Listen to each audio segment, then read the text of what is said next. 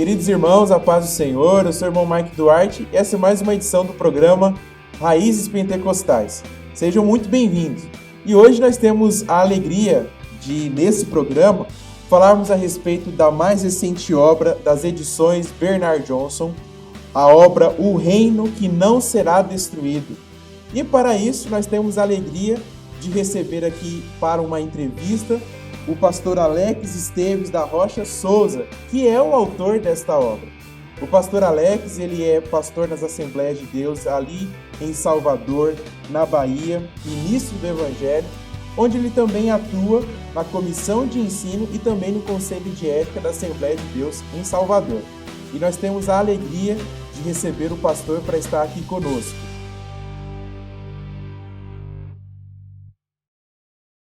Pastor Alex, seja bem-vindo, a paz do Senhor. A paz do Senhor, irmão Mike, a paz do Senhor a toda a equipe aí das edições Bernard Johnson, da EPAD. É um grande prazer estar com os irmãos nessa parceria maravilhosa e com os nossos queridos espectadores. Que Deus abençoe a todos. Amém, pastor, seja bem-vindo. Irmãos, nós vamos iniciar a nossa entrevista e, para darmos esse pontapé inicial, nós vamos conhecer um pouquinho a respeito do pastor Alex. Pastor, gostaria que o senhor falasse um pouquinho sobre o senhor, de onde o senhor é. O senhor atua em qual área? O senhor atualmente está pastor em qual igreja? O senhor poderia falar um pouquinho para a gente a respeito do senhor, por favor? Amém. Eu sou baiano de Alagoinhas, uma cidade que não é distante aqui da capital. Sou casado, tenho 3 filhos, uma garota de 16 anos e 2 meninos, um de 13 e um de 10. Trabalho como analista de direito do Ministério Público Federal há bastante tempo, desde 2008, mas antes no Ministério Público Militar, que fazem parte do Ministério Público da União. Também trabalhei no Tribunal de Justiça de Minas Gerais por cerca de 3 anos e meio como escrevente judicial. Sou formado em Direito desde março de 2001, já há mais de 20 anos. Mas trabalho como analista de direito no MPF, como eu já disse. Morei em Minas Gerais, onde estudei o bacharelado em Direito, morei por cerca de 11 anos lá, morei quase 2 anos em Mato Grosso do Sul, mas voltei para minha terra, Bahia, e como pastor, eu sou vice-superintendente ou co-pastor da sede da Assembleia de Deus em Salvador, juntamente com o nosso presidente, que é o pastor Valdomiro Pereira da Silva, que também preside a CEADEB, Convenção Estadual das Assembleias de Deus na Bahia. Amém, pastor. Muito obrigado pela resposta. Pastor, nós sabemos que escrever um livro tem um motivo, tem uma razão, nasce de algum desejo, de algum propósito no coração dado pelo Senhor. E eu gostaria de saber a respeito desta obra que o senhor está lançando aqui com as edições Bernard Johnson, de onde que saiu a ideia de escrever uma obra e especificamente o porquê era a escolha do livro de Daniel para esta obra, pastor, como base para esta obra. O senhor pode falar para a gente? Meus irmãos, nós sempre temos a tendência na nossa igreja, em nosso ministério, de fazer exposições bíblicas. E ao longo do meu período de ministério, eu já expus Malaquias mais de uma vez, a primeira epístola de João, Judas, geralmente livros menores, porque há uma possibilidade de nós avançarmos mais em livros pequenos, na sua extensão, e com isso os irmãos terem um panorama dos livros bíblicos. Com isso, eles também adquirem conhecimento da importância de estudarmos aspectos como autoria, destinatários, propósito, tema, contexto literário, contexto histórico, ocasião da escrita, data, correlação entre os livros bíblicos. E também isso lhes dá a possibilidade de estudarem em casa, por si mesmos, a palavra do Senhor a partir do método histórico-gramatical, ou gramático-histórico. E, no entanto, no ano de 2021, talvez ali de 2020 para 2021, eu pensei num desafio maior. Pensei num livro maior em extensão e num livro que despertasse curiosidade para aspectos que muitas vezes não são tão esclarecidos no nosso pensamento teológico. Veio a mim a ideia de Daniel, e isso aconteceu de fato entre os meses de novembro e dezembro de 2021, quando nós, em 8 quintas-feiras, estudamos todo o livro. E eu sigo nesta obra, O Reino que Não Será Destruído, a mesma sequência adotada nas palestras lá na igreja. Eu não sigo a sequência dos capítulos que estão no livro de Daniel, e eu mostro no livro quais as razões pelas quais, quais os motivos que nos levaram a essa organização, que eu acredito que é uma apresentação didática do livro do profeta Daniel. Mas foi isso. A ideia é apresentar a exposição bíblica de uma maneira que os irmãos não só sejam edificados espiritualmente, que é o mais importante, mas que eles mesmos se sintam qualificados para o estudo da palavra do Senhor. Pastor, eu acho interessante as respostas que o senhor deu, porque realmente o livro de Daniel ele tem esse aspecto que desafia a gente. Certamente os irmãos que estão nos acompanhando em casa, talvez numa escola dominical, ou o pastor de igreja, pensando em ministrar a respeito do livro de Daniel, já encontrou aí o desafio da interpretação bíblica a respeito desse livro. E é muito importante porque realmente as edições Bernard Johnson ela tem prezado por publicar obras que possam auxiliar os nossos irmãos em todos os sentidos. E pastor, logo na introdução desta obra, o senhor fala a respeito de 2 métodos que o senhor utiliza para a formulação desse livro. É o método sintético e o método analítico. Eu gostaria que o senhor falasse a respeito desses 2 métodos para a gente, explicando um pouquinho sobre eles e também falando o porquê esses métodos são importantes para a interpretação bíblica, pastor. Muito bem. Esses métodos, o sintético e o analítico, são técnicas de estudo da Bíblia. Eles são diferentes do grande método da hermenêutica, que é o histórico-gramatical. Né? Esse é o método por excelência dos estudos hermenêuticos. Mas o método sintético e o método analítico também se encontram, evidentemente, dentro desse vasto terreno da teologia exegética. E quando eu vou dar aula, dar uma palestra, fazer uma pregação, eu tenho procurado mostrar para os irmãos onde aquele assunto, onde aquele tema, onde aquela abordagem se encaixa no grande campo da teologia, para mostrar como que a teologia bíblica, ou a teologia sistemática, ou a teologia exegética, ou quem sabe a teologia histórica e a teologia prática incidem em nossas vidas e no nosso pensamento. E às vezes, irmão Mike, as pessoas podem ser levadas a pensar que o estudo da teologia é algo muito distante, alienígena, alguma coisa que não tem nada a ver com a nossa vida, que a gente vai estudar teologia um dia, mas no nosso pensamento cotidiano aquilo não vai incidir, não vai se aplicar.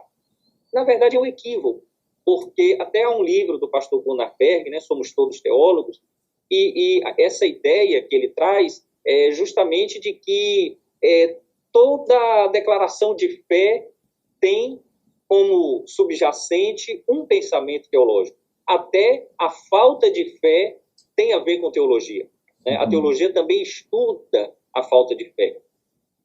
E quando nós partimos para o método sintético e o analítico, nós estamos tratando de 2 abordagens dentro da teologia exegética, como eu disse.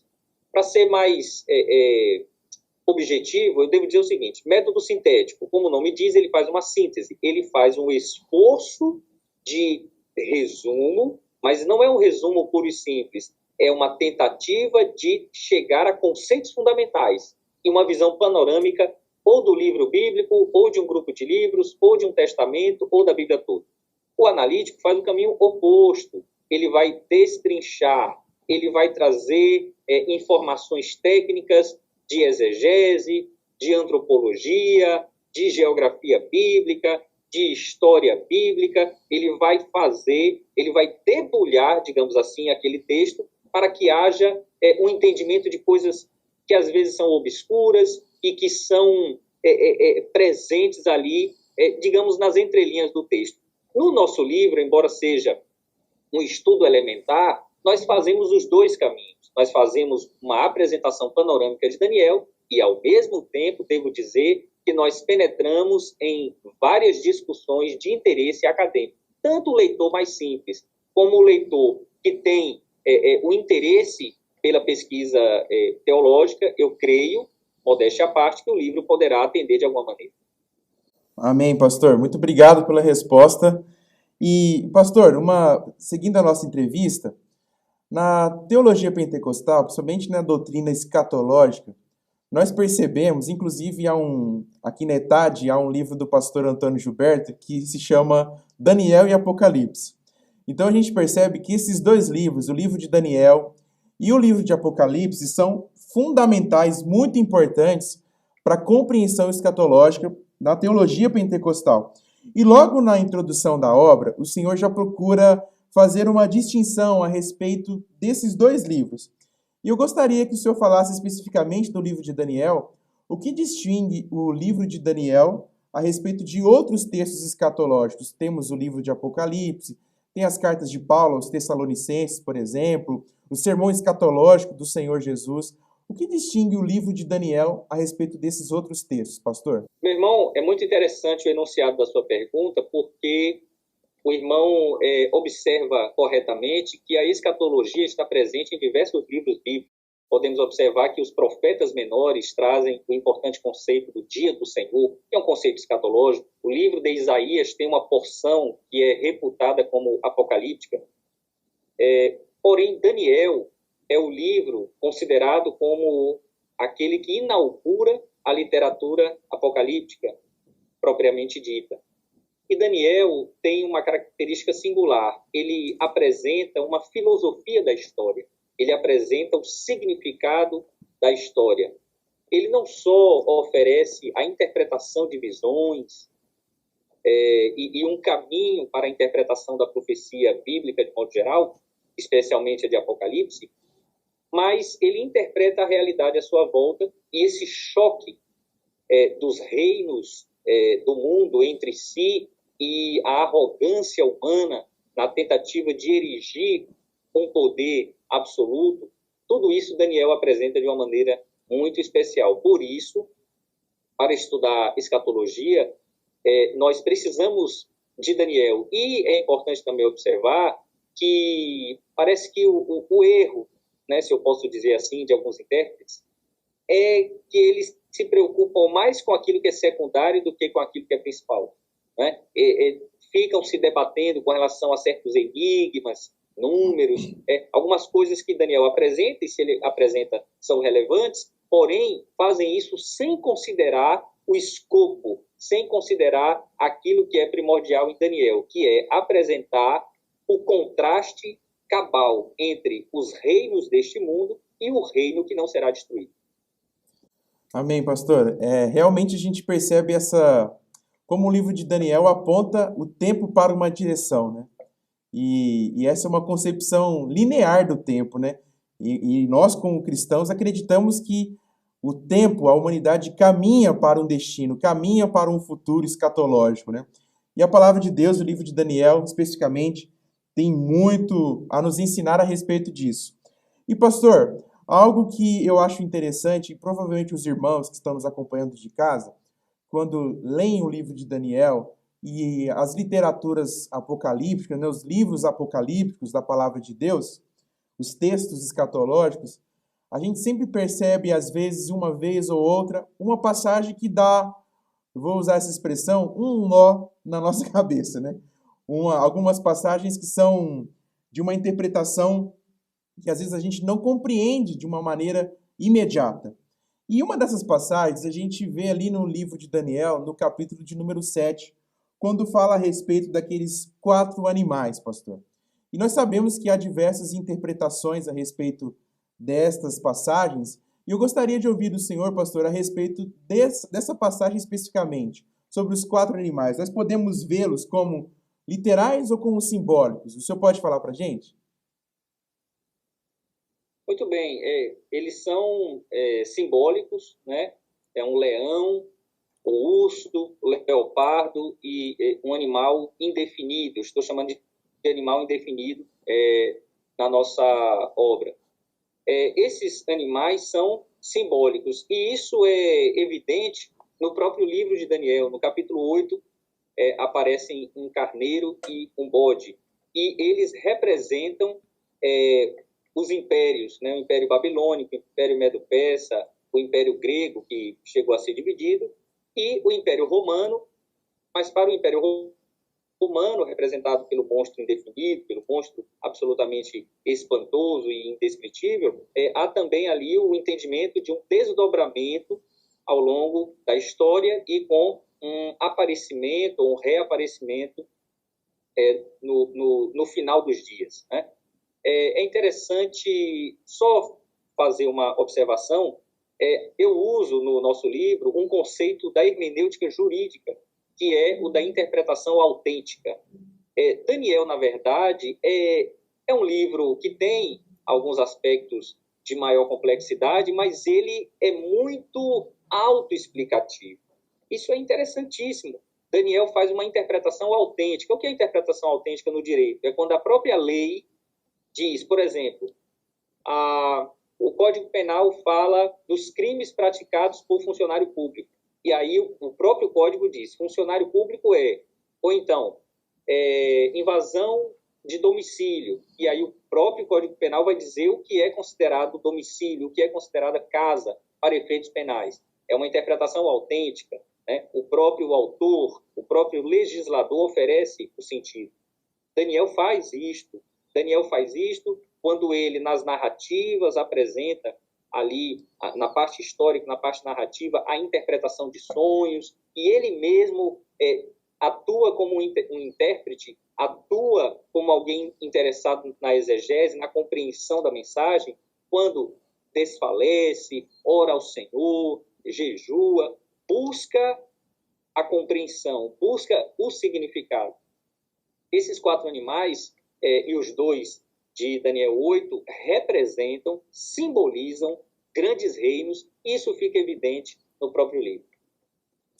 Amém, pastor. Obrigado pela resposta. Acredito que vai auxiliar muito os nossos irmãos, mas se você quer conhecer, meu irmão, minha irmã que está acompanhando aqui aí de casa, conhecer mais desta obra, você precisa adquiri-la e aproveitar a oportunidade de comprá-la na pré-venda desta obra das edições Bernard Johnson aqui com o pastor Alex Esteves. Meus irmãos, eu acredito que uma outra pergunta importante a respeito dessas passagens, que são passagens que às vezes nós temos dificuldade de interpretar, é a respeito das 70 semanas de Daniel. Certamente você, professor da escola dominical, pastor, já teve uma situação em que talvez não compreendeu muito bem essa passagem.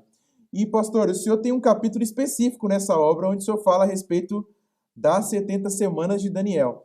O senhor poderia explicar para a gente de forma sucinta a respeito deste... Aliás, é difícil explicar de forma sucinta, né, pastor? Mas, se o senhor puder nos orientar a respeito desse conceito bíblico, o senhor pode falar um pouquinho para a gente, por favor, pastor?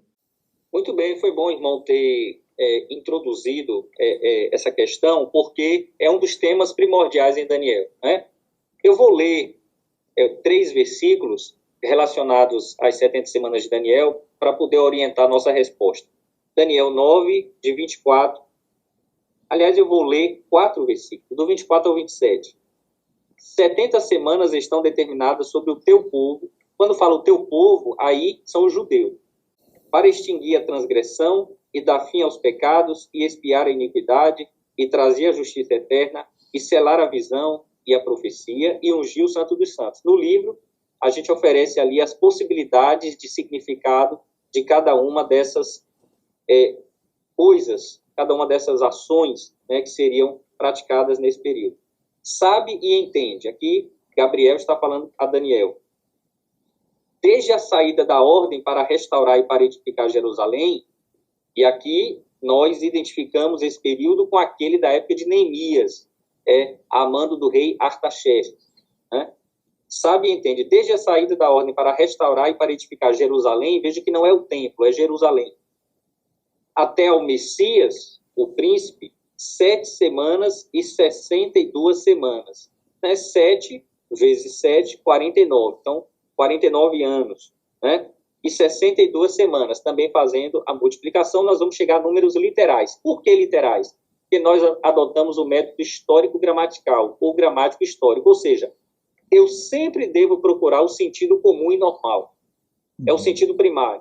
Eu só devo partir para o simbólico, para o sentido conotativo e não denotativo, quando o primário, quando o sentido normal e comum, ou comum e normal, como geralmente se diz, parecer absurdo, ininteligível, nonsense mesmo, né? Ou alguma coisa inadequada.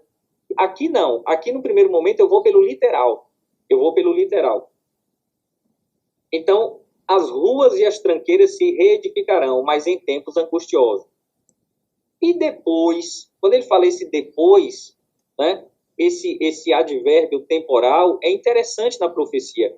Nós devemos pensar que existe o duplo cumprimento da profecia. Com isso, eu não estou dizendo que existem dois sentidos para um texto. Hoje, os desconstrucionistas, intérpretes pós-modernistas, gostam de dizer que um texto pode ter mais de um sentido. Não, nós não estamos afirmando de maneira nenhuma que um texto tenha mais de um sentido. Um texto vai ter um sentido, porém, ele pode ter mais de um cumprimento. Dá para perceber? São coisas diferentes. Uma coisa é o sentido, outra coisa é o cumprimento. Podemos observar que o derramamento do Espírito Santo, quando Pedro diz isto é aquilo que foi dito pelo profeta, note que ele ali depara com um cumprimento, que é a efusão do Espírito, a partir da profecia de Joel, mas o restante do cumprimento ainda não teve lugar, porque o texto tem um sentido, mas o cumprimento é intervalado, ele é intercalado, de acordo com o plano do Senhor. Porque o profeta via uma coisa como um todo, mas o cumprimento podia ser espaçado. E nós acreditamos, então, no duplo cumprimento da profecia, e acreditamos também que pode haver um cumprimento histórico e um cumprimento escatológico. E aqui, quando ele fala, e depois das 62 semanas, será tirado o Messias e não será mais a morte de Cristo. E o povo do príncipe que há de vir, que eu interpreto como sendo o general romano que destrói Jerusalém, o general Tito, e o povo do príncipe que há de vir destruirá a cidade e o santuário. Isso já aconteceu. E o seu fim será com uma inundação. Essa palavra inundação acontece algumas vezes em Daniel com o sentido de uma grande assolação, uma devastação absurda. E isso, de fato, houve. E até ao fim haverá guerra. Estão determinadas assolações. Essas duas expressões, e até ao fim, e estão determinadas, essas duas expressões indicam a gravidade, a sobriedade e o caráter inexorável do juízo de Deus e daquilo que ele falou. Isso é o que está determinado, está designado pelo Senhor, vai acontecer. E outro, até ao fim. Essa palavra até ao fim, ou essa expressão, né, nós vemos que em Daniel aparece assim, e no fim do tempo, no último tempo da ira, no fim dos dias. Isso aí indica o caráter escatológico do livro. E reparem, quando ele fala de até ao fim, ele já faz uma conexão com o período escatológico. E tentando caminhar já para o final da minha resposta a essa pergunta, no versículo 27, nós já temos um outro personagem. Ele diz, e ele firmará um concerto com muitos por uma semana. Quando fala uma semana, aí é um 7, né? Não é uma semana de dias, porque quando a Bíblia vai falar de semana de dias, ela é clara nisso. Aqui é um período de 7, né? E na metade da semana fará cessar o sacrifício e a oferta de manjares, e sobre a asa das abominações virá o assolador, e isso até a consumação. E o que está determinado será derramado sobre o assolador. Aqui nós temos uma ponte, né? Aquilo que antes é prefigurado, por exemplo, por esse povo do príncipe, que nesse caso são os romanos, né? E que é prefigurado em outros momentos por Antíoco Epifânio, que é o especialista em intrigas apresentado em Daniel, virá depois na pessoa do anticristo. Então, é muito importante, meus amados irmãos, nós temos o cuidado de verificarmos, sem nenhuma forçação do texto, que em determinado momento você tem um cumprimento histórico que claramente já aconteceu, e em outro momento você tem um cumprimento que não dá para identificar com algum evento histórico porque ainda não ocorreu. E só para concluir, é algo interessante que algumas pessoas pensam que tudo aquilo que está predito para o fim dos tempos será cumprido de maneira ideal, simbólica, numa interpretação demasiado filosófica.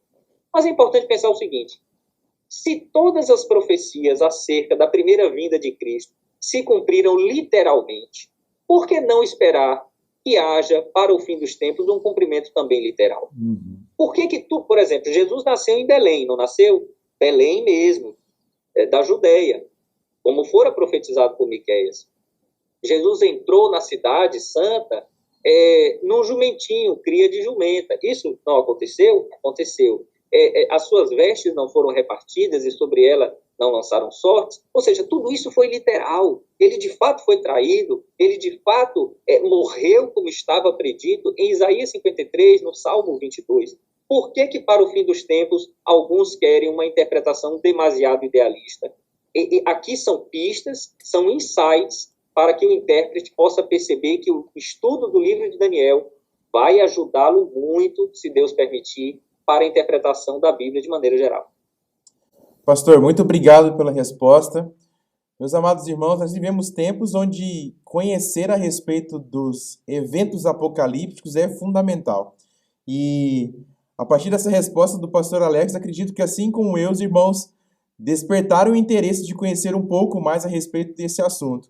E pastor, para a gente seguir a nossa entrevista, o leitor que estiver com esse livro, com esta obra em mãos, ele pode esperar um comentário mais devocional do livro de Daniel ou um comentário mais exegético? Nós sabemos que esses dois tipos de comentários bíblicos são fundamentais para uma boa exposição da palavra de Deus.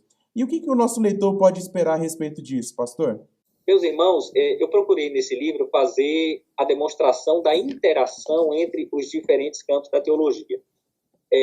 A parte devocional também interessa a teologia, porque nós buscamos um estudo que seja útil, proveitoso para o leitor da palavra do Senhor. E a área devocional está dentro do campo da teologia prática. Então, nós fazemos aplicações, porém, não só isso, nós também temos um comentário exegético, né? A nossa obra é um comentário exegético, ainda que numa conotação mais elementar. Mas nós tocamos em vários pontos de discussão importante para o entendimento da palavra do Senhor. Trazemos ali a questão das estruturas literárias, que em Daniel são formidáveis, fundamentais. As estruturas literárias de Daniel, eu não vou dar spoiler aqui, né? Mas, assim, se vocês observarem o livro, ele tem uma estrutura literária que, do início ao fim, corrobora a sua unidade. Ou seja, Daniel não é um livro que foi escrito uma parte num período, séculos depois outra parte, não. O livro todo constitui um arsenal de histórias ou narrativas e profecias que compõem uma mensagem só, né? E as estruturas literárias, a maneira como Daniel organiza os textos, né, os padrões de retórica, os recursos literários que ele adota, que ele emprega, demonstram que se trata de um livro só. Vou dar um exemplo. Ele usa o hebraico e o aramaico. E o aramaico está na parte mais internacional do livro, digamos assim, né? Naquela parte que interessa às nações de modo geral, o aramaico. E o hebraico está naquela parte mais judaica, o que ajuda o leitor a entender quando é que ele está profetizando para o povo de Israel, né? O dispensacionalismo se interessa muito por essa questão. E quando Daniel diz assim, o teu povo, quando o anjo, por exemplo, fala com Daniel, porque é para o teu povo, quando fala o teu povo, não é a igreja, nós entendemos que é Israel, porque especialmente também nós temos ali o idioma hebraico. E quando Daniel quer falar para as nações de modo geral, ele usa o aramaico. Outra coisa interessante, e isso acentua o caráter exegético do texto, é a distinção entre o conceito de tempo dos gentios e plenitude dos gentios. Tempo dos gentios é aquele período em que o povo judeu, o povo israelita, está sob domínio gentílico. E Daniel retrata muito bem o tempo dos gentios, aquele tempo do cumprimento das determinações mosaicas, segundo as quais, se o povo pecasse, desobedecesse ao Senhor, viria o juízo. Deuteronômio 30, a aliança palestiniana, ou também chamada Palestina. Naquela aliança se dizia que haveria peste, doença, pânico, guerra, juízo, cativeiro, exílio, dispersão, se o povo desobedecesse. De fato, o povo desobedeceu, e Daniel apresenta simplesmente aquilo que estava determinado na palavra do Senhor. coisa que os profetas, os outros profetas, além de Daniel, também fizeram. E o que caracteriza o profeta é dizer o que está na lei. Olha, se vocês obedecerem, haverá bênção, se não obedecerem, haverá maldição. Isso para o povo de Israel, especificamente no contexto que nós estamos apresentando. De maneira que Apocalipse vai falar da plenitude dos gentios, né? Daí a importância de nós termos uma visão da unidade de Daniel, dos recursos retóricos que ele utiliza, né? Os padrões literários, o formato pelo qual ele apresenta a interação de narrativa e profecia, para que nós possamos cada vez mais ter insights, ter lampejos de como interpretar não só esse livro maravilhoso de Daniel, mas a Bíblia de modo geral. Pastor, muito obrigado por essa resposta. O senhor falou agora nessa resposta anterior, pastor, em vários momentos a respeito de estruturas literárias.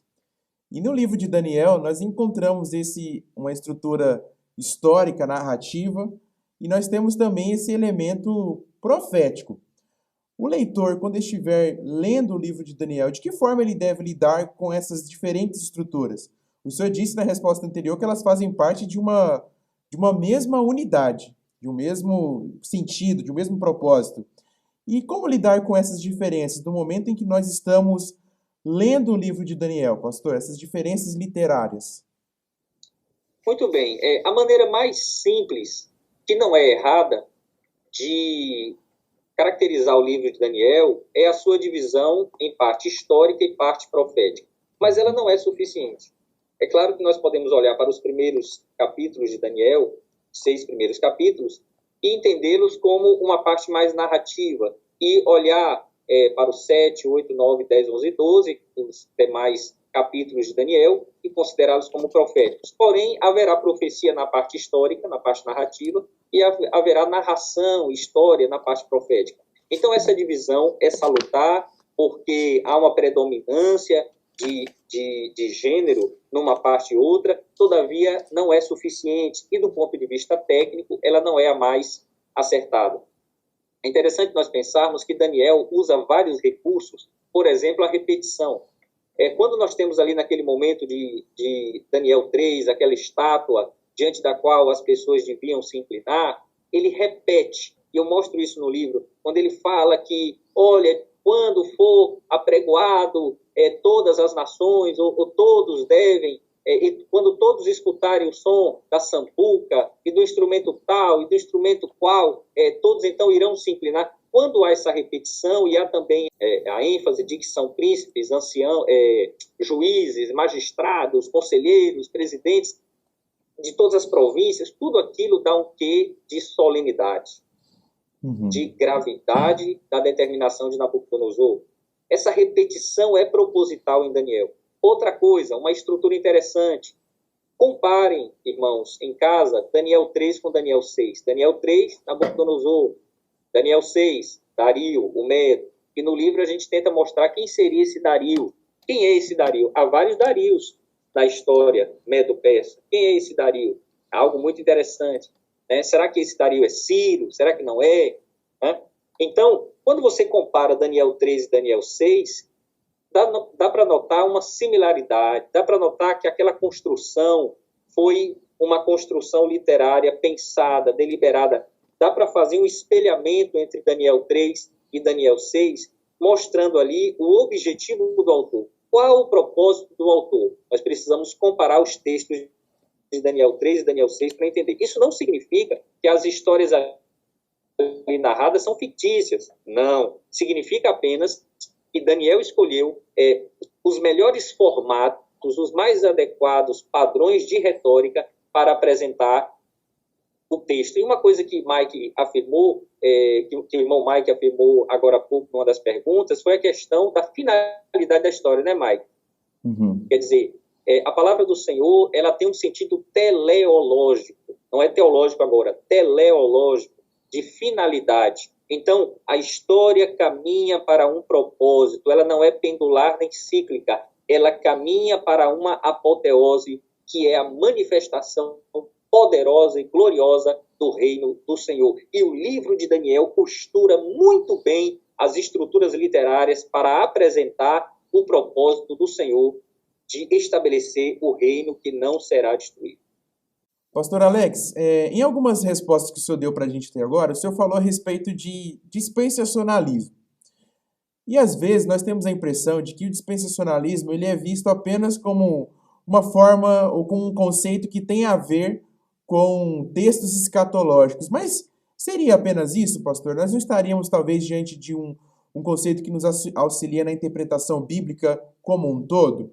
O senhor pode falar a respeito disso para nossos irmãos? A sua pergunta tem uma premissa absolutamente correta. O dispensacionalismo não é simplesmente uma perspectiva da escatologia. Não. O dispensacionalismo é um sistema hermenêutico.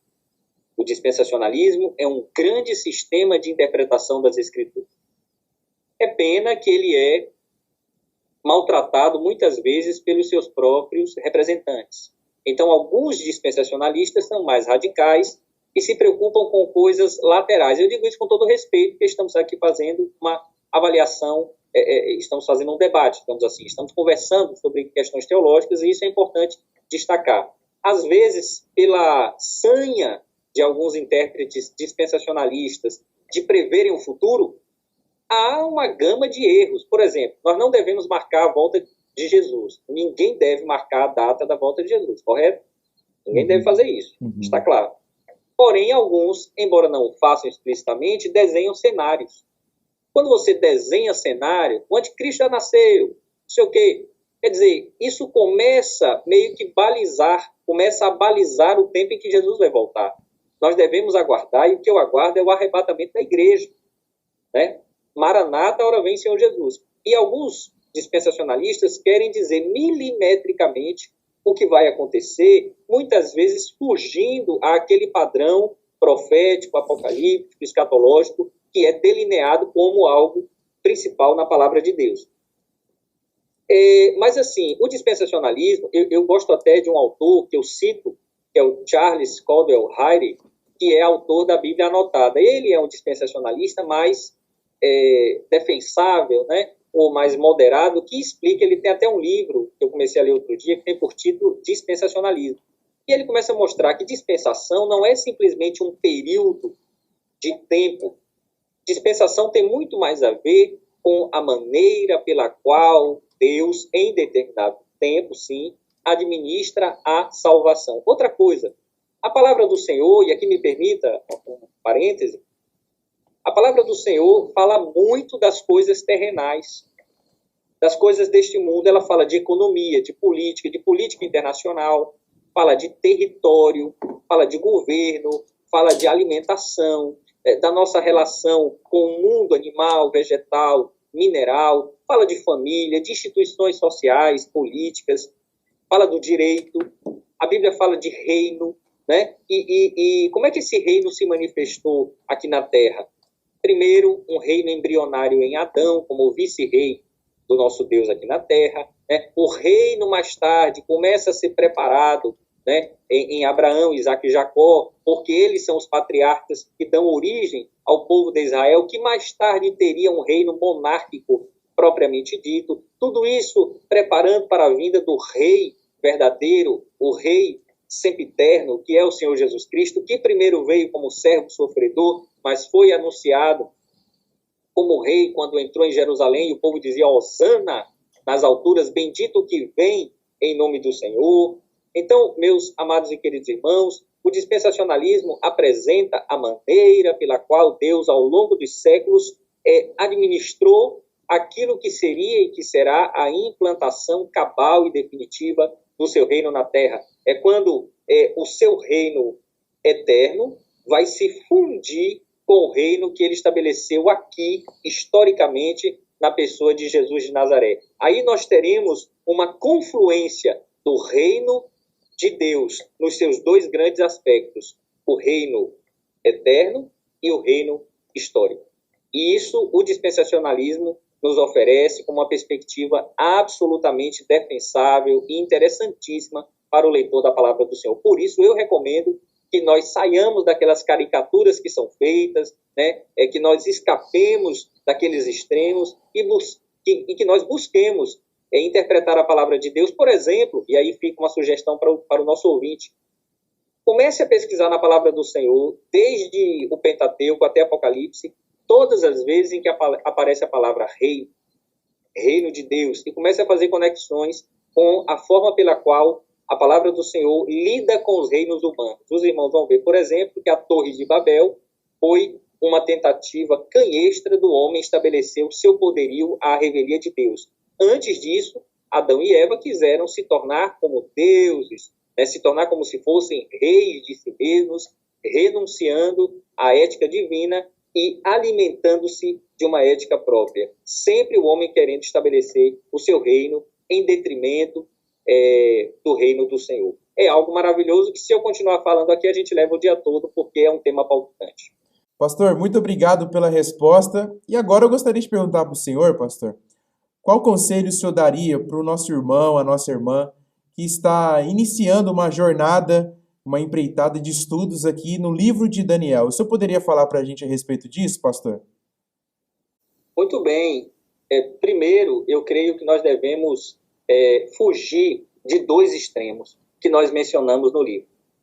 Um dos extremos é aquele desânimo. A pessoa olha para o livro de Daniel e já se entristece porque não consegue compreender aquela visão ou aquelas visões de Daniel 7 ou de Daniel 8. Chega no capítulo 11, então, já desaba, porque não consegue fazer uma conexão com a realidade. Mas eu peço que não caia nesse desânimo. Primeiro porque, quando nós, de fato, nos debruçamos sobre o estudo de Daniel e da palavra do Senhor, percebemos que o ganho que nós vamos ter e o esclarecimento, isso daí vai ser muito maior do que as dúvidas. Nós vamos ter um aprendizado muito grande, muito acentuado, e as dúvidas ou serão esclarecidas depois, com maior conhecimento, ou buscando junto a outros irmãos, outras pessoas, ou a literatura especializada, ou então, talvez seja algo que Deus não quer que nós compreendamos ainda. Outra coisa, outro perigo é aquele que vai para o sentido oposto. Ele não está desanimado, mas ele está animado demais, pai. Ele acha que vai discernir tudo com grande profundidade e clareza. Aqueles números que aparecem em Daniel, ele já começa a fazer ali uns links muito estranhos, já começa a ver a Bíblia como um livro criptografado para os outros, mas para ele não está criptografado porque ele conseguiu discernir alguns códigos numéricos, algumas senhas. Isso é muito ruim.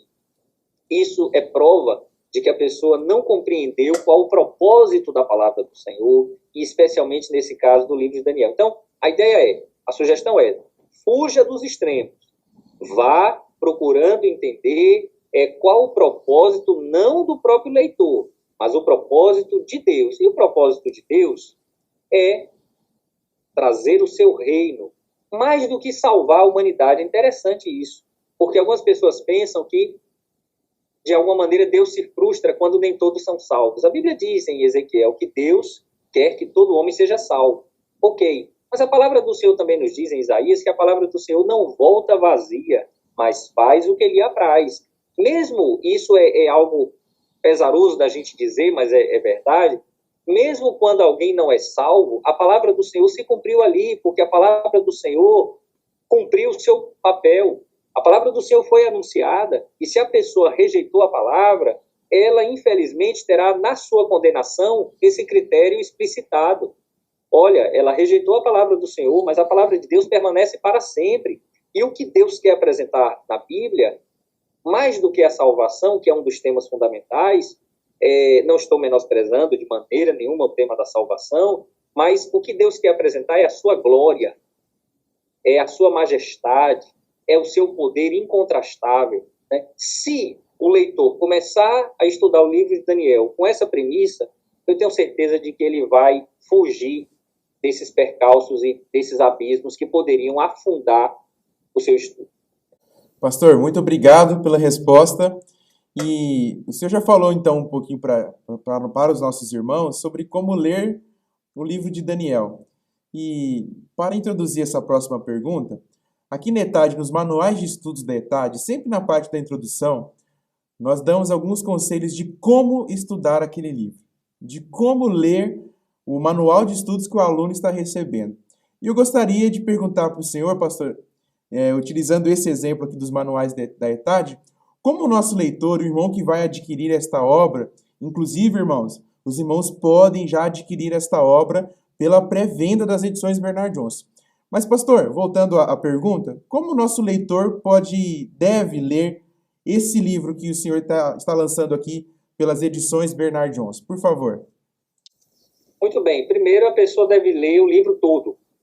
Antes de ir para uma bibliografia especializada, que é muito importante, eu recomendo, e no nosso livro, Mike, nós temos uma bibliografia, a bibliografia a qual eu recorro é da melhor qualidade. Tá? Nós citamos autores de peso. O próprio pastor Antônio Gilberto, pastor Orlando Boyer, a Joyce Baldwin, da série Cultura Bíblica, que está aqui, que é um clássico. Tá? Nós citamos vários autores, o Charles Hayre e autores brasileiros. Eu, se os irmãos me permitirem, estou fazendo mestrado, né, numa universidade americana, Carolina University, e lá a visão dispensacionalista tem me ajudado muito, né? E eu cito algumas perspectivas do que eu tenho aprendido lá.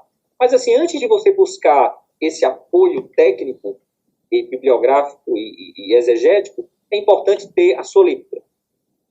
E aí, os irmãos vão ver que, na verdade, já sabem bastante da palavra do Senhor. Se são frequentes à escola dominical, vão ver que, meu Deus do céu, vários insights que os irmãos têm, os grandes autores também têm. Então, dá para perceber que o leitor da palavra do Senhor, o leitor comum, o estudante da palavra de Deus, que não é um catedrático, né, porque nós somos estudantes da palavra de Deus, mas o irmão vai perceber, e a irmã também, que há grande ganho no estudo individual. Fazer seus resumos, né, aquele esquema que a gente até tem aí um livro da ETAD que fala de hermenêutica, ele fala da observação, da interpretação, da correlação, da avaliação, da aplicação, né, o resumo, né, naquele esquema de vários passos para fazer o estudo. Então, faz as suas anotações, aquele que não entendeu, separa como não compreendido ainda, aquele que entendeu já vai resumindo, né, faz os seus esquemas anotando, mas é muito importante também o seguinte, começar a fazer uma exposição em paralelo de Daniel e Apocalipse. Começar a olhar para Apocalipse a partir do prisma daniélico. Né? A gente fala daniélico para Daniel. Começa a olhar Apocalipse pelo critério de Daniel. Meus irmãos, é maravilhoso, até porque Apocalipse tem muitas referências veterotestamentárias, muitas delas de Daniel. Quando eu olho para Apocalipse pelo prisma veterotestamentário, o ganho é extraordinário. Uma das dicas é, leia Apocalipse pelo prisma de Daniel. Os irmãos vão ver. Aliás, não é nenhuma novidade, né? Daniel é o Apocalipse do Antigo Testamento. Pastor, basicamente é aquela regra de interpretação bíblica. A Bíblia interpreta a Bíblia. Muito obrigado pela resposta, pastor. Pastor, eu quero agradecer o senhor por esse tempo que nós tivemos aqui, por essa entrevista. E para nós encerrarmos, eu gostaria que o senhor deixasse uma mensagem para os irmãos que estão nos acompanhando e para aqueles que vão ver esse vídeo futuramente. O senhor pode deixar uma mensagem de encerramento, pastor, por favor? Amém. Meus irmãos, uma das coisas que nós apresentamos no livro, que diz respeito ao campo da teologia prática, é a apologética, defesa da fé. Nós fazemos ali algumas observações quanto à cosmovisão cristã. E Daniel e seus amigos, Ananias, Misael e Azarias, estavam num tempo de crise. A literatura apocalíptica é escrita em momentos de crise, de perseguição, de hostilidade quanto ao povo de Deus, para mostrar esperança onde parece que ela não há. Daniel e seus amigos estavam numa cultura estranha, mas em vez de se colocarem como um grupo de resistência armado, ou um grupo xiita, digamos assim, fanático, que fosse se colocar como um segmento absolutamente separado da sociedade, eles fizeram o contrário. Eles foram estudar a cultura dos caldeus e se tornaram destacados em meio aos seus contemporâneos, aos seus pares. E eles estudaram, mas apresentaram uma leitura identificada com a cultura israelita, e mais do que com a cultura, com a piedade que emana da palavra do Senhor. Então, Daniel e seus amigos não eram hostis, a sociedade era hostil para com eles, mas eles eram pessoas que apresentavam no seu viver e no seu pensamento uma resistência pacífica. E podemos fazer assim também quando os companheiros de Daniel, e eu até coloco ali uma observação, onde é que estaria Daniel, né? Me parece que o próprio livro, ele não deixa explícito de maneira ostensiva, mas dá para nós ali uma possibilidade de entendimento de por que Daniel não aparece em Daniel 3, né? Por que ele não está ali. Mas, assim, os amigos de Daniel não se colocam de maneira revoltada contra Nabucodonosor, mas eles recorrem à objeção de consciência. Olha, rei, nós não vamos fazer isso, né? Porque isso não agrada ao nosso Deus, né? Dizem em outras palavras. E se o Senhor quiser tirar a nossa vida, ele vai tirar. Ou seja, há alguns pontos que são pontos que não se podem transigir. E naquele momento, a objeção de consciência poderá ser um recurso necessário.